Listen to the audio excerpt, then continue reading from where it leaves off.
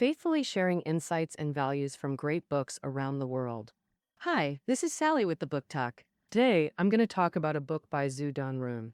When we mention Lu Yu, people instantly picture a patriotic poet. Which of his poems come to your mind? Feel free to share your thoughts in the comments. Indeed, throughout his life, whether in office or retirement, Lu Yu never wavered in his ambition to serve the nation.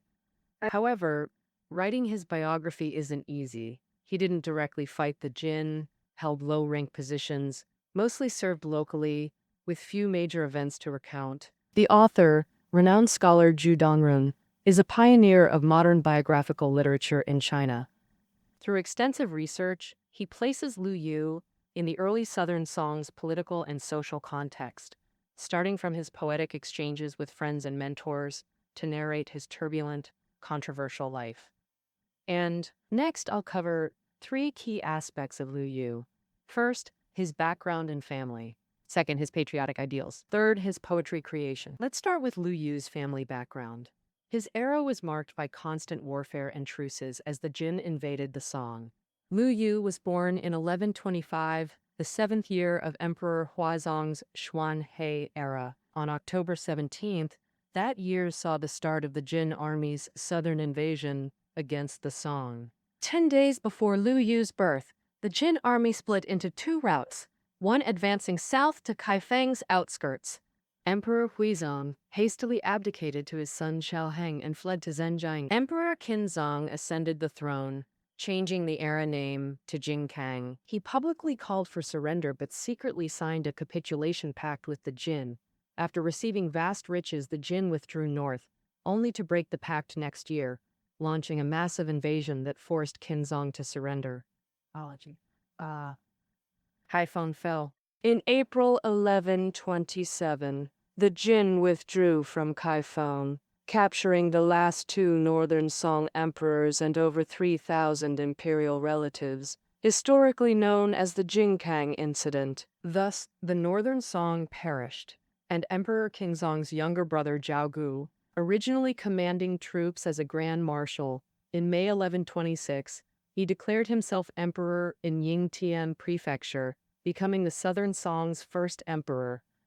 And he changed the era name to Jianyan and was later called Emperor Gaozan, with the Southern Song settling in one region for peace. Later, Yue Fei was executed, Han Shizong dismissed, and the court came under pacifist control.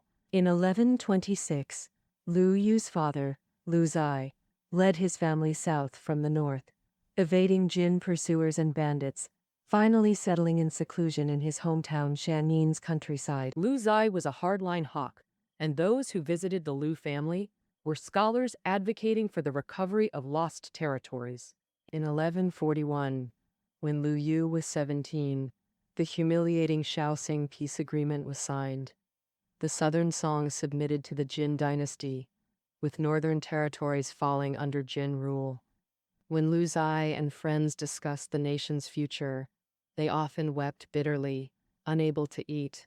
Childhood hardships, parental teachings, and elders' tears gradually solidified Lu Yu's patriotic faith, becoming his lifelong ambition. Lu Yu was exceptionally bright from a young age and studied diligently. With the Lu family's 13,000-volume library and his father's strict guidance, he devoted himself to the 4 books and 5 classics in his youth, the core studies for Confucian scholars and a moral foundation for life. Nu, Mala, Kie, Mala. In his youth, Lu Yu faced 2 deeply bitter experiences, a love tragedy and failure in the imperial exams. In the 13th year of Shaoxing, Lu Yu was 19. He went to Linan to take the imperial exams but wasn't admitted. However, he found love. Around age 20, Lu Yu married Tang Wan. Tang Wan was Lu Yu's cousin, a talented woman. The couple was deeply in love, but this displeased Lu's mother, likely because she feared Lu Yu would indulge in marital bliss, neglect his studies, and fail in his career. Adding to this, after 3 years without bearing a child, the mother pressured Lu Yu to divorce Tang Wan. He dared not disobey his mother but couldn't bear to part with her. He bought a house outside and met Tang Wan frequently, but eventually, Lu's mother found out. When the secret leaked, they were forced to separate. Lu Yu married Wang Shi and Tang Wan remarried Zhao Shicheng. But in his heart, Lu Yu could never let go of Tang Wan. Lu Yu briefly encountered Zhao Shicheng and Tang Wan at Shen Garden in southeast Shenyang City. Recalling past affection and tenderness, Lu Yu swallowed tears with wine and wrote, "The hairpin of the phoenix on a white wall. Rosy hands, yellow wine, willow trees by palace walls in a city full of spring colors.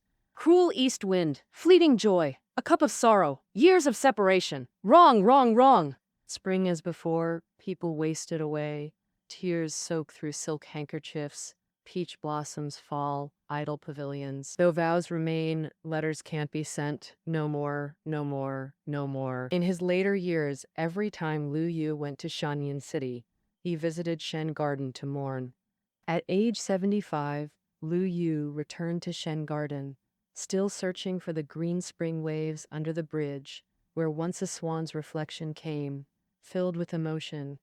Even before his death, he sighed that his regret remained uninstood. Lu Yu lived with his second wife, Wan Shi, for 50 years, fathering 6 sons. Although one daughter died young, his sons all grew up to be outstanding. This was due to Lu Yu's education. He wrote over 180 poems for his sons and left behind a collection titled Fang Wang's Family Instructions. And the 26 precepts overflow with deep father-son affection and are considered a classic of ancient family teachings. For example, towards those who deeply hurt him, Lu Yu held a forgiving heart, believing their feelings were often understandable and not to be resented. He devoted himself wholeheartedly. He encouraged his sons, saying, "If you can avoid faults, do not flaunt your strengths, and do not become too close with the powerful. Then those who harm you will naturally be few." Though past harms cannot be undone, they can serve as lessons. Using his own experiences, he taught his descendants to be humble and cautious, not to curry favor with the powerful, naturally avoiding disasters. Next, let's look at Lu Yu's second major setback in his youth: failure in the imperial exams. In the 23rd year of Shaoxing, Lu Yu was 29 and went again to Linan for the exams. By this time, Lu Yu was very confident, but unfortunately, he took the exam with Qin Hui's grandson, Qin Sun. The examiner didn't want to offend Qin Hui. However, fearing criticism, in the provincial exam he ranked Lu Yu first and Qin Sun second. In the palace exam, Qin Shun was first, and Lu Yu failed. This setback became a turning point in Lu Yu's life. Failing the imperial exams meant Lu Yu could only work as a minor official locally. The hardships of his career and low rank led him to indulge in poetry, wine, and nature, bringing him closer to common people and their daily struggles. In the year Lu Yu was 57, a famine struck eastern Zhejiang. Lu Yu wrote a poem to Zhu Shi, who was in charge of relief work. The verses depicted desolation. Famine-struck villages need aid. Internal worries urge sharing resources. Inopportunely, plain reports become obstacles. Refugees yearn intensely for relief. Why do official actions delay? Can taxes be lightened? Will the autumn harvest bring wheat? This means, as long as timely disaster relief and famine aid are provided, followed by lightening taxes and labor duties, it can sustain until the autumn harvest, alleviating the people's suffering. It was these poems that earned Lu Yu the reputation as a poet of the people. In the Song Dynasty, the recommendation system was prevalent. High-ranking officials often recommended famous scholars for positions. Lu Yu had great fame in his youth, so he was favored by senior officials. Lu Yu asked Sisei. Most prime ministers after the Southern Song, except Shen Wai, had good relations with Lu Yu. Being close to ministers ensured his livelihood, but made him vulnerable to political struggles, which was a key reason for frequent impeachments throughout his life. Although his official career was not smooth, Lu Yu spent his whole life advocating for national reunification, never forgetting his ambition whether in or out of office, truly dedicating himself until his last breath. The year after Liu Yu was dismissed from the palace exam, Qin Hui passed away. The political climate shifted as the pro-war faction began to rise and patriots suppressed by Qin Hui started to play a role. Liu Yu, in the countryside of Shanyan, wrote in a poem, "Yangzhou, 1,000 miles away, is overrun by cruel officials. When will a sleeping dragon rise in the southern cliffs? I only hope traitors are urgently eliminated. A poor scholar dying at court is better than being in theft as a marquis." He called Zhang Jun, the exiled pro-war leader in Hunan, a sleeping dragon, hoping the court would quickly reinstate him to plan the recovery of the Central Plains. Through recommendation, Liu Yu became the chief clerk of Ningde County in Fuzhou. Though just an assistant to the county magistrate, it marked the start of his official career. Now, to you, that year he was 34. Liu Yu stayed in Ningde for over a year, performed excellently, then went to Fuzhou to work on criminal case documents. In Fuzhou, when weather permitted, he sailed out to gaze at the island of Taiwan. Even at 80, he wrote poems recalling this. At 30, my will to roam is strong, steadily sailing the vast blue skies. In Fuzhou, I often recall early autumn thunderstorms. Many times I pointed toward Liuqiu, which is an alias for Taiwan. In the 29th year of Shaoxing, Tang Situi from Zhejiang became left prime minister.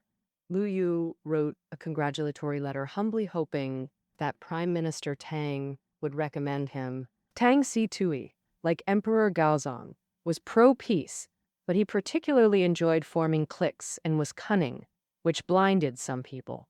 Liu Yu was one of them. Liu Yu was then known as a famous scholar, so he secured Tang's promise and went. In Linan, he held positions like editor in the decree office and compiler in the Bureau of Military Affairs, mainly compiling laws and drafting documents for superiors. Though low-ranked, being in Linan gave him access to the central government. As a renowned scholar, he connected with officials like the prime minister and military commissioners, frequently interacting with literati. His closest associate was Zhou Bida. Zhou was 1 year younger than Liu Yu, later becoming prime minister. Zhou greatly influenced Liu's career, recommending him multiple times. In Shaoxing's 32nd year, in June, Emperor Gaozong handed power to Crown Prince Zhao Shen, who became Emperor Jiazong of Song. After ascending the throne, Emperor Shaozong changed the next year's era name to Longxing, combining elements from Emperor Taizong's Jianlong and Emperor Gaozong's Shaoxing eras. The intention is to unite the founding of the nation with the cause of saving it from peril. He appointed Zhang Jun, a veteran of the pro-war faction, as the right prime minister to lead the northern expedition, hoping to recover lost territories. And due to Zhang Jun's appointment, Liu Yu, then a compiler, handled more military documents and was filled with ambition, eager to realize his ideal of resisting the Jin. At this time, Emperor Shaozong noticed Liu Yu, but only for his poetic talent. With praise from his friend Zhao Bida and a recommendation from the head of the Bureau of Military Affairs, Liu Yu was granted Jinshi status. In the Song Dynasty, officials mostly came from imperial exams, and only a few, like Mei Yaochen and Wang Anxi's brother, Wang Angguo, were specially granted this honor. Moreover, they all underwent an audience and examination before being granted Jinshi status. Liu Yu was granted Jinshi status without an examination, an extremely rare honor in the Song Dynasty. However, the good times didn't last. Emperor Zhaozong wanted to appoint his confidant Zhang Di to a high post but faced opposition from court officials. Liu Yu told Counselor Zhang Tao that Zhang Di abused power and took bribes, and if not dismissed early, it would cause endless trouble. Unexpectedly, Zhang Tao relayed this to Emperor Shaozong, angering him. As a result, Liu Yu was expelled from Linan and transferred to be the deputy magistrate of Zhenjiang Prefecture. Zhenjiang was a key defense point near the Song-Jin border. Right Prime Minister Zhang Jun also arrived in Zhenjiang at this time. Lu Yu conversed with him happily, feeling great comfort. Lu Yu presented his political and military views to Zhang Jun, pinning hopes on him leading the army to recover the Central Plains. But although Emperor Zhaozong supported the northern expedition, retired Emperor Gaozong was pro-peace, and court conflicts were unpredictable. Lu Yu stayed in Zhenjiang for only 1 year and 4 months before retired Emperor Gaozong conspired with Tang Si-tu to dismiss Zhang Jun. Officials of the pro-war faction either died or were exiled far away. All who had any connection to Zhang Jun met miserable ends. At this time, the pro-peace faction took control of the court. The Longxing peace agreement was reached, with the Song Dynasty ceding land and paying tribute to the Jin.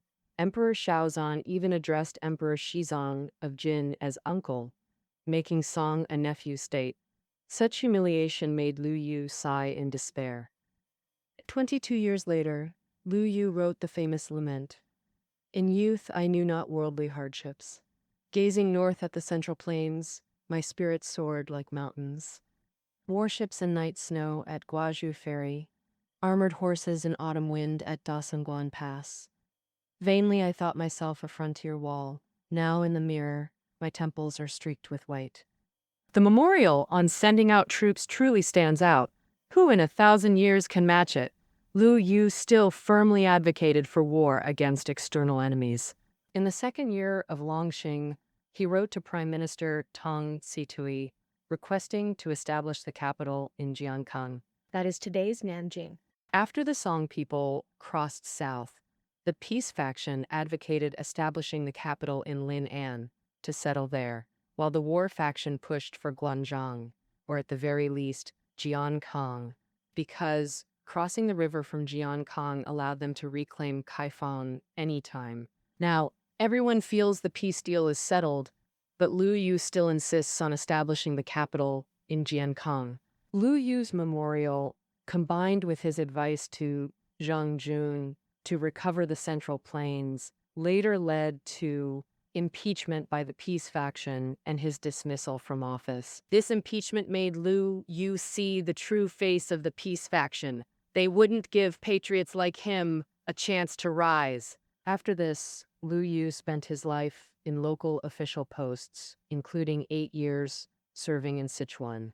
Though in a local position, being near the front lines became a crucial life experience for Lu Yu, greatly shaping his poetic style. Until the spring of the 13th year of Chunxi, at age 62, Lu Yu was appointed prefect of Yanzhou, 5th rank, and took office there, recommended by Prime Minister Zhu Bida.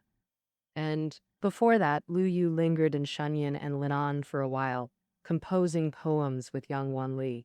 Poets of the early Southern Song jointly praised Yu Mao, Yang Wanli, Fan Chengda, and Lu Yu as the four masters, called Yu, Yang, Fan, Lu. Yang Wanli and Lu Yu were the two with the greatest achievements and comparable fame, equivalent to Li Bai and Du Fu of the Southern Song. Although Yang Wanli favored the Chengjai style, being serious and solemn, while Lu Yu was more unrestrained and unconventional, both were disciples of scholar Hu Anguo and advocated for war against external enemies. Thus they were particularly close. 3 years later, Zhou Bida summoned Lu Yu back to Linan to serve as director of the Bureau of Personnel, the last official appointed during Emperor Zhaozong's reign.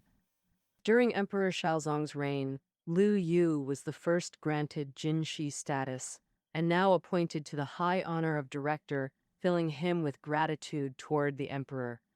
On February 2nd, Emperor Shaozong abdicated to Crown Prince Zhaodun, later known as Emperor Guangzong. Emperor Guangzong had a poor relationship with his father and naturally disliked Lu Yu, so he used others' impeachments to dismiss Lu Yu from office. Thus, Lu Yu ended his over 30-year official career and returned to his hometown, Shanyin. At that time, the peace faction dominated the court, so Lu Yu had to quietly wait for an opportunity. in his simple rural life. News from the capital reached Shanyin in just a day, constantly arriving through channels, and was reflected in Liu Yu's poems, like Hundred Battles Aid and Capture of Kaizhou. Now, enemy steeds drink from the Huai River's flow. What strategy lasts through time? Who shares the court's burden?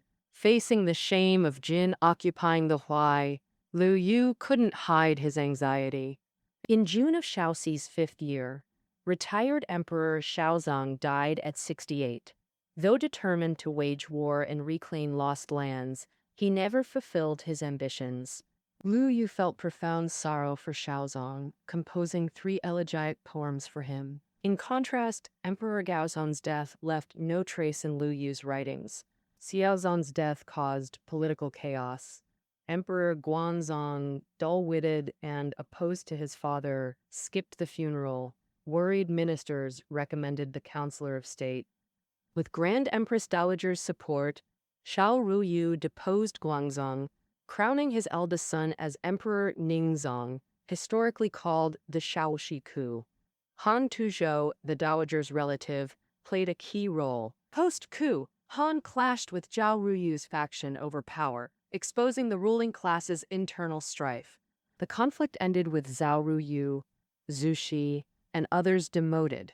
While attacking Zhao, Han's faction slandered Neo-Confucianism as false learning, banning it. This was the learning prohibition. In Qingyuan's 2nd year, imperial exams rejected any candidate referencing Neo-Confucian principles. The Analects, Mencius, Doctrine of the Mean, and Great Learning were banned. Qingyuan's 3rd year escalated the ban, falsely branding Neo-Confucianism a rebellious faction. 59 people, including Zhao Rui, Zhou Baida, Zhu Xi, and Ye Shi, were blacklisted as false faction members. This became the Qingyuan partisan prohibition. Zhou Baida, Zhu Xi, and Ye Shi, all close to Liu Yu, were targeted. If the ban expanded, Liu risked being named, facing ruin. But Han Tuzhou spared Liu Yu. First, their grandfathers served together, bonding the families. Second, Liu Yu lived powerless in exile, posing no threat or personal conflict to Han's faction. Yet, the history of song records Liu Yu emerging in old age to write Record of the Southern Garden for Han, seen as betraying his integrity. What's the truth behind this text? In Qingyuan's 3rd year, the court gifted Han Tuozhou an estate. After renovations, it was named Southern Garden. Han first approached Yang Wanli, promising him the Hanlin Academician title to write the record of the Southern Garden. But Yang Wanli refused, saying, "I can give up my official post, but I won't write that record." Han Tuzhou then approached Liu Yu, and that's how the record of the Southern Garden came about. Actually, Yang Wanli already held an official position back then, while Liu Yu wrote the record of the Southern Garden, mainly out of fear, to avoid trouble, not seek benefits. Liu Yu also wrote in the text, "Standing tall like a 100-foot tree, my heart loyal as the sky. Oh, even with lingering affection I claim this body. If death comes, I'll uphold benevolence and righteousness." His stance was super firm, valuing self-preservation and benevolence, righteousness. In practice, he walked the talk. Not only didn't he ask Han Tuozhou for a job, but he also resisted pressure to support Han's biggest enemy. Zhu Xi wrote commemorative works. At that time, Zhu Xi was a role model for upright officials. Han Tuozhou fabricated the ban on false learning and false faction, targeting Zhu Xi. So many friends cut ties with him. After Zhu Xi died, Han Tuozhou feared his friends would mourn him, even banning memorial activities. At that time, Liu Yu was already 76 and couldn't go to Fujian to pay respects. But in his eulogy for Zhu Xi, he wrote, "I'd sacrifice my life 100 times. My sincere heart flows like a clear river to the East Sea." Liu repaired the spear and marched on, all efforts lost. To put it simply, it means, "I'd rather die 100 times myself to bring you back to life. Yet you hurriedly left before me. I couldn't hold your hand to say goodbye, but I hope you know in the afterlife, and accept my heartfelt token. These 35 words can't hide my deep bond with Zhu Xi. With Zhu Xi dead, Han Tuozhu got rid of his biggest threat. In February of Jia Tai's second year, Han Tuozhu lifted the partisan ban, and 78-year-old Lu Yu was reinstated. Yang Wenli wrote to Lu Yu, warning him not to ruin his reputation late in life. But Lu Yu wasn't cozying up to the powerful at all. He agreed to serve again, because he wanted to compile history for Emperor Shaozong, repaying the gratitude for being recognized. Compared to Yang Wenli, Lu Yu had deep expertise in history. His history of Southern Tang was concise yet thorough, topping Song Dynasty historians. Lu Yu's work compiling history was the happiest time in his official career. In 1 year in Linan, he compiled the veritable records of Shaozong in 500 volumes and veritable records of Guanzhong in 100 volumes.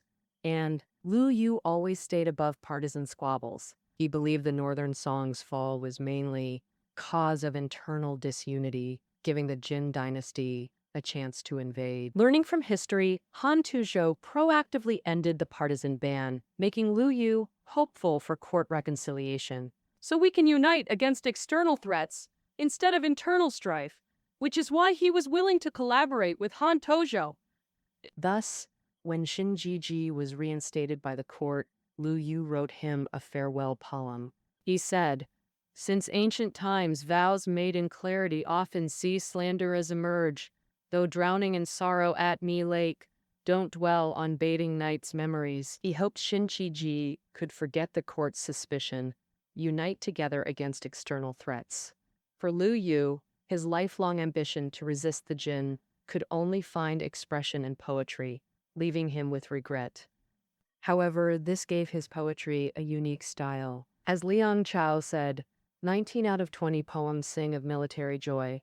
Through all ages, the truest man is Feng Wang, meaning ancient poets saw soldiering as hardship, but Lu Yu's verses overflow with yearning for battle, making him immortal through poetic achievement. Lu Yu showed poetic talent from youth. Legend says, the night before his birth, his mother dreamed of Northern Song poet Qin Guan, so his father named him Lu Yu. He could compose poetry by 12, and at 18 studied under renowned scholar poet Zhen Ji, disciple of Spring and Autumn master Huanghua. Xing excelled in classical studies and represented the Zhengxi Poetry School, which traced to Du Fu but focused on technical refinement when Song poets couldn't match Tang depth. Recommendation systems flourished in Song Dynasty. High officials often promoted famous scholars. Young Lu Yu's renown made him favored by senior courtiers. Most Southern Song prime ministers, except Qin Hui, maintained good ties with Lu Yu. While proximity to power secured his livelihood, it made him vulnerable to political struggles, causing frequent impeachments. Though his official path was rocky, Lu Yu dedicated his life to national unity, never forgetting his mission in or out of office, truly serving until death. King Wei died the year after Lu Yu failed the palace exam. The political climate shifted as the pro-war faction rose, empowering patriots suppressed by Qin Hui. In rural Shanyan, Lu Yu wrote, "Yangzhou's cruel officials reign for miles. When will a sleeping dragon rise in southern cliffs? I only hope traitors perish swiftly. A poor scholar dying at court beats being in theft." He called exiled pro-war leader Zheng Zhan a sleeping dragon, urging the court to reinstate him to reclaim the Central Plains. Through recommendation, Lu Yu became the chief clerk of Mingde County in Fuzhou, a minor assistant role but his first official position, marking the start of his career.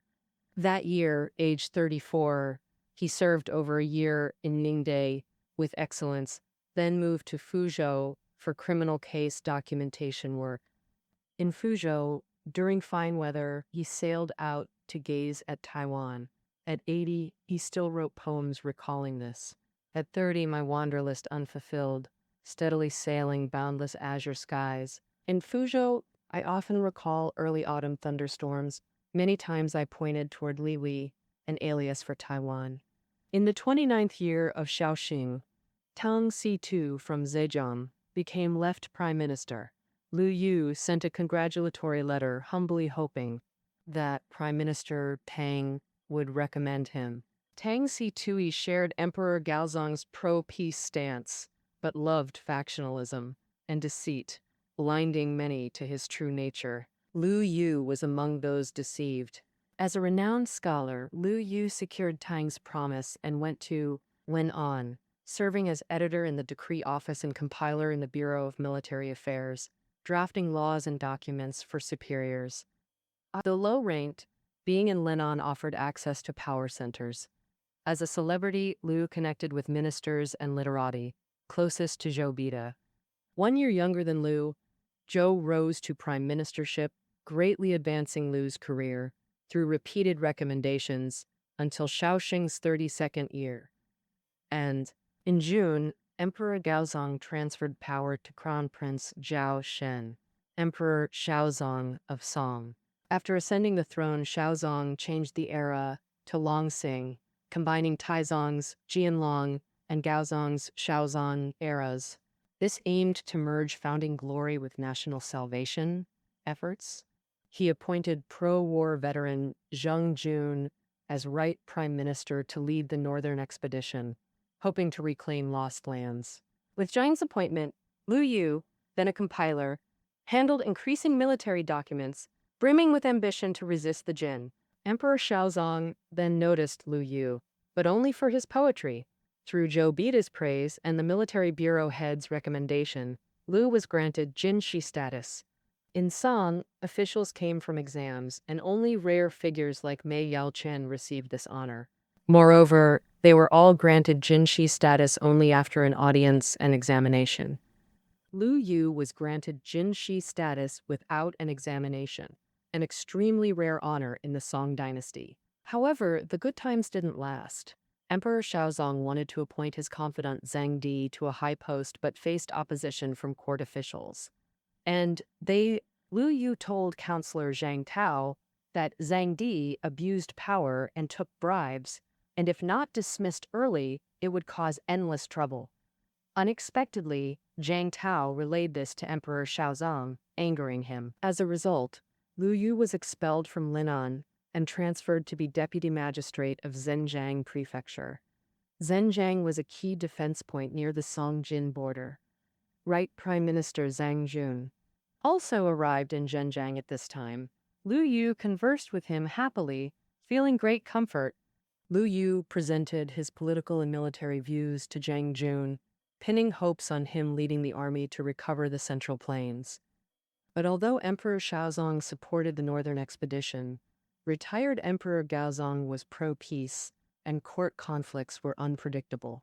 Lu Yu stayed in Zhenjiang for only 1 year and 4 months before retired Emperor Gaozong conspired with Tang Si-tui to dismiss Zhengjun.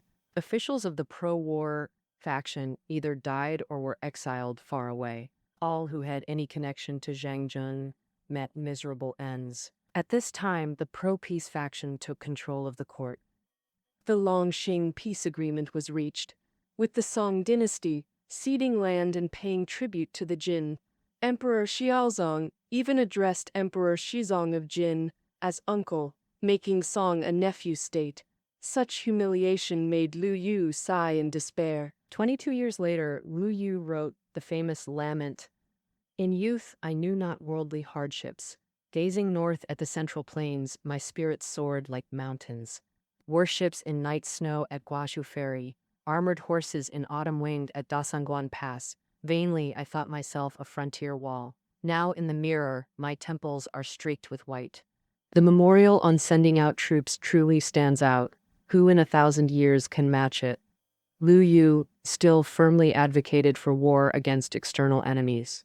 In the second year of Longxing, he wrote to Prime Minister Tang Si-tui, requesting to establish the capital in Jinkong, that is today's Nanjing. After the Song retreated south, the peace faction advocated establishing the capital in Lin'an to settle there, while the war faction pushed for Guanzhong, or at least Jiankong, because crossing the river from Jiankong allowed reclaiming Kaifeng anytime. Now, everyone feels the peace deal is settled, but Lu Yu still insists on establishing the capital in Jiangkang. Lu Yu's memorial, combined with his advice to Zhang Jun to recover the Central Plains, later led to impeachment by the peace faction and his dismissal from office. This impeachment made Lu Yu see the true face of the peace faction. They wouldn't give patriots like him a chance to rise. After this, Lu Yu spent his life in local official posts, including 8 years serving in Sichuan. Although serving locally, being near the front lines became a crucial life experience for Lu Yu, greatly shaping his poetic style. In the spring of the 13th year of Chunqi, at age 62, Lu Yu was appointed prefect of Yanzhou, 5th rank, and took office there, recommended by Prime Minister Zhou Bida. Before that, Lu Yu lingered in Shenyang and Linan for a while, composing poems with Yang Wanli. Poets of the early Southern Song jointly praised Yu Mao, Yang Wanli, Fan Chengga, and Lu Yu as the four masters, called Yu, Yang, Fan Lu. Yang Wanli and Lu Yu were the two with the greatest achievements and comparable fame, equivalent to Li Bai and Du Fu of the Southern Song. Though Yang Wanli favored the serious Chen Jai style, while Lu Yu was unrestrained, both were disciples of scholar Hu Angguo and advocated resisting external enemies, bonding them closely. However, Zhengji taught Lu Yu poetry's essence, not the Zhangqi school's sensational effects, but simplicity. This simplicity meant refined verses appearing effortless and natural. This laid the foundation for Lu Yu to later break free from the Zhangxi school's formalism. Zhenji also demanded Lu Yu possess unwavering moral integrity. This principle guided Lu Yu throughout his life. In poetry, he repeatedly declared vital energy as paramount. In Qiandao's 5th year, aged 45, Lu Yu became deputy magistrate of Quizhou, recommended by Right Prime Minister Chen Junqing, beginning his 8-year Sichuan experience. Mounting a horse to strike the wild barbarians, dismounting to draft military documents. Lu Yu's most glorious military years were these 8, which also transformed his poetic creation. The journey from Quizhou to Lu Yu's hometown, Shanyan, took 160 days. En route to Sichuan, Lu Yu wrote a famous travelogue, Diary of a Journey to Shu. In Qiandao's 7th year, as his term ended, Chancellor Yu Yun nominated him. Wang Yan, Sichuan Pacification Commissioner, invited Lu Yu to Nanjing to join his office, overseeing military affairs on the Jin front. Lu Yu's transfer from Quizhou to Nanjing moved him from rear support to frontline duty. Finally, at the front, Lu Yu could pursue his ambition of resisting the Jin. As a senior staffer, Lu Yu traveled between Nanjing and the front, inspecting defenses and enemy activity within a 300-li radius. At that time, Song and Jin maintained surface peace. The border skirmishes erupted constantly. Lu Yu often faced ambushes. Beyond combat, his main activity was hunting. In fact, this was a form of combat training. Lu Yu once encountered a tiger with soldiers. No one expected the scholarly Lu Yu to single-handedly spear the tiger to death. But 8 months later, Pacification Commissioner Wang Yang was recalled to Linan by Emperor Shaozong. Lu Yu also returned from Nanjing to Chengdu, ending his brief combat life.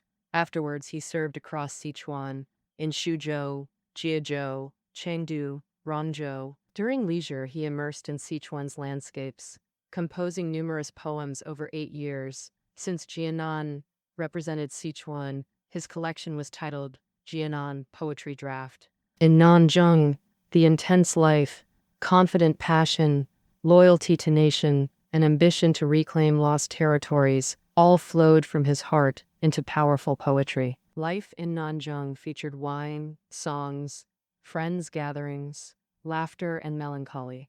These inspired Lu Yu, transforming his poetic style. He later wrote of this change, "In youth I sought ornate words, at midlife glimpsed grandeur. Genius suddenly appeared, Kui Yuan, Jai before me, Heavenly brocade at my disposal, cut without ruler. Talents abound, but a hair's gap spans worlds. Should Funwing's death matter, the lost Gulang melody remains precious. In these impassioned verses, Liu reflected on his early adherence to the Jiangxi school. After 40, Nanzheng's life restored his poetic essence, unlocking new realms. Indeed, after reaching Sichuan, Liu broke from the Jiangxi school's formal constraints. Through grand themes, he forged a fresh poetic style. He told his son, "To learn poetry, effort lies beyond verses." This beyond meant his 8 Sichuan years, especially the 8 combat months in Nanjing that haunted his old age. Actually, Liu had already mastered diction, rhythm, parallelism, and illusions before this. At 45 in Guizhou, exposure to vast landscapes and national crises gradually shifted his style. Beyond real-life nourishment, this owed much to Du Fu's influence. Sichuan was where Tang poet Du Fu spent his exiled twilight years, especially Chengdu, leaving many beloved poems. Du Fu is the source of the Jiangxi poetry school. Liu Yu not only admired his poetic art but respected his noble character, deeply studying Du's majestic artistic realm and meticulous techniques. In form, Liu Yu primarily learned Du Fu's regulated verse. Du Fu's regulated verse ranked first in the Tang Dynasty in ancient times, surpassing even Li Bai. Liu Yu's regulated verse achieved perfect balance and stability during his Sichuan years. Famous lines like mountains exhaust, rivers twist, no path ahead, willows shade, flowers shine, another village appears, and all night in small tower hearing spring rain, tomorrow morn, deep lane, apricot blossoms sold, are timeless classics. At 66 as Yanzhou prefect, Liu rigorously edited his Jianan poetry draft. Liu wrote prolifically in youth, but works before 42 showed Jiangxi school's excessive ornamentation. As he said, "In youth learning poetry, I sought ornate words." During editing, Liu strictly eliminated formalistic works, preserving only 94 of over 18,000 early poems. 3/4 of Liu's extant poems were composed after 66 during rural retirement. After 80, he wrote 2,914 poems, about 1/3 of his lifetime output. On his deathbed, he composed 6 final poems. Liu's village life was vibrant. He gathered mulberry leaves for silkworms, grew vegetables and sesame, brewed wine, and made sauces. Liu knew medicine and preserved family remedies. In spare time, he treated villagers.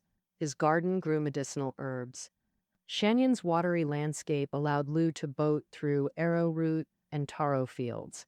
He often visited Shen Garden in town, mourning lost love with Tang Wan.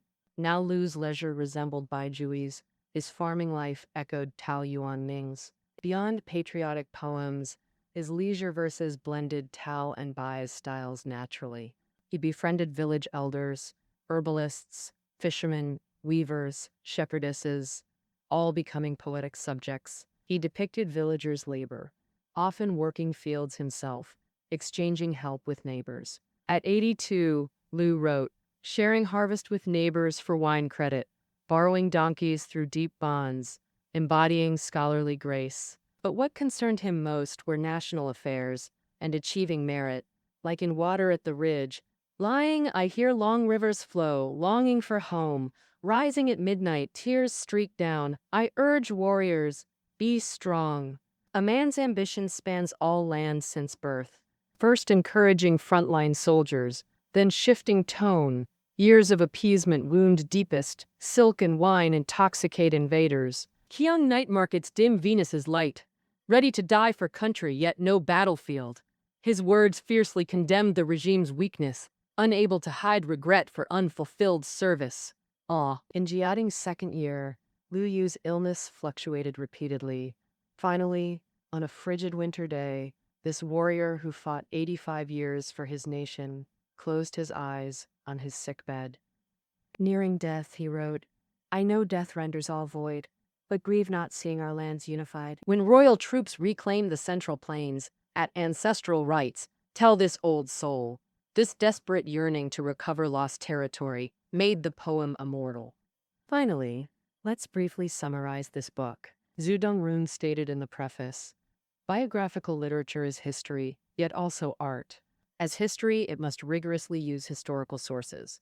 As literature, it must craft vivid characters. Biography of Lu Yu embodies this. With sparse words, it brings figures to life. In his 60s, Lu Yu had a daughter named Runyang, born in Leap July. He adored her, calling her tenderly. Tragically, she died at 1. White-haired Lu wept bitterly, sprinkling tears on her tiny coffin. Her mother said, "Let my tears bury you, little one." Historically, Zhu clarified Lu Yu's relationship with Emperor Shaozong and truth behind record of Southern Garden for Han Tiozhou. While chronicling Lu's life, Zhu also untangled Southern Song's political evolution and Jin relations, an unconventional political military history of early Southern Song. After this episode rereading Lu's poems, do they feel different? Welcome to share thoughts in the comments. That concludes Zhu Donrum's biography of Lu Yu. Reading notes are below the audio. See you next time.